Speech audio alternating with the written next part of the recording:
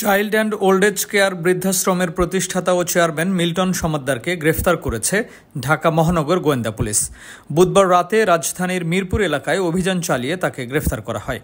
ডিএমপির অতিরিক্ত police commissioner Mohammad Harunur Rashid জাগো নিউজকে গ্রেফতারের বিষয়টি নিশ্চিত করেছেন।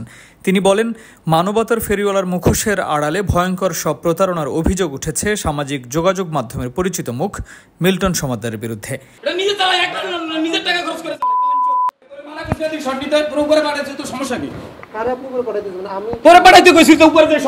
এমনকি অসহায় মানুষের নামে সংগ্রহ করা অর্থ আত্মসাৎ এবং তাদের কিডনি সহ অঙ্গ প্রত্যঙ্গ চুরির মতো গা শিউরে ওঠা অভিযোগ রয়েছে।